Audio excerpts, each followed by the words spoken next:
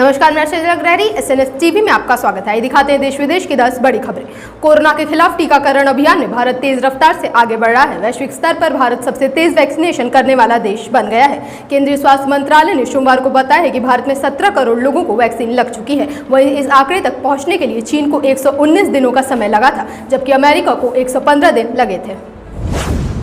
Google 1 जून से अपनी मुफ्त सर्विस बंद कर रहा है। दरअसल गूगल की तरफ से गूगल फोटोज मुफ्त क्लाउड स्टोरेज की सुविधा 1 जून 2021 से बंद कर रहा है। मतलब अब गूगल की ओर से गूगल फोटोज के क्लाउड स्टोरेज के लिए चार्ज वसूला जाएगा। अगर आप गूगल ड्राइव या फिर किसी अन्य जगह पर पीसी भी फोटो या डेटा को स्टोर करते हैं तो इसके लिए आपको चार्ज देना पड़ेगा। कंपनी की तरफ से पहले ही इसका ऐलान कर दिया गया था।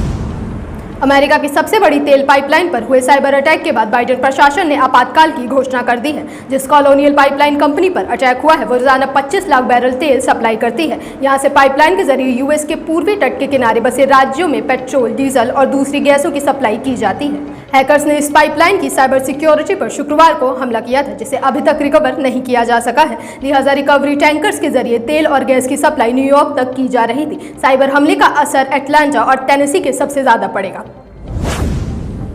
न्यूज एजेंसी को दिए बयान में माल्का ने इजराइल के हालात का जिक्र किया। कहा, महामारी की शुरुआती लहर में हमारे देश में हालात खराब हो रहे थे। इस दौर में भारत ने हमारी जो मदद की है उसे भुला पाना नामुमकिन है। भारत और इजराइल की दोस्ती बेमिसाल है। जिन चीज़ों ने हम एक्सपर्ट से उन्हें एक दूसरे से शेयर करते हैं और आगे भी ये काम जारी रहेगा। एक सवाल के जवाब में माल्का ने कहा, इस मुश्किल वक्त में इजराइल के लोग और वहाँ की सरकार भारत के लोगों की दिल से मदद करना चाहती है। हम उनके सबसे अच्छे मेडिकल इक्विपमेंट सप्लाई कर रहे हैं। हमारे यहाँ प्राइवेट कंपनियां भी इक्विपमेंट कलेक्ट करके भारत भेज रही हैं।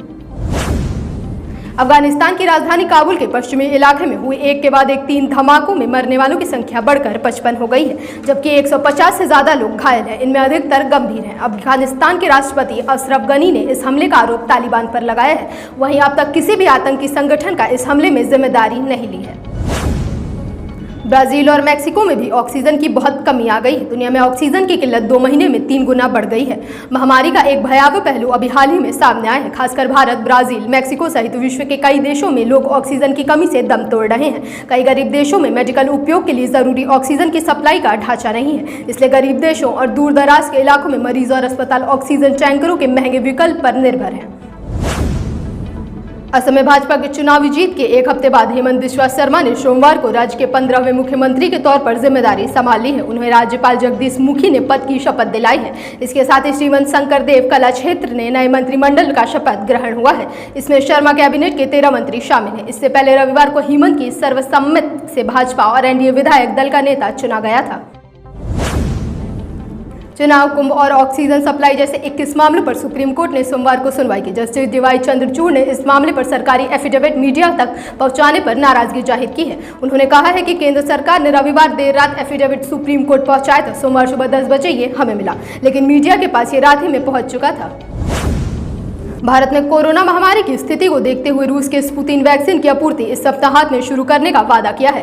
पहले रूस की कंपनी RJIF ने मई 2021 के अंत तक भारत को स्पुतिन V की आपूर्ति करने का वादा किया था, लेकिन बुधवार को बताया गया है कि पहली खेप 1 मई तक भारत पहुंच गई थी। स्पुतनिक की आपूर्ति शुरू करने को लेकर बुधवार को पीएम नरेंद्र मोदी और रूस के राष्ट्रपति व्लादिमीर पुतिन के बीच हुई टेलीफोन वार्ता में भी चर्चा हुई थी।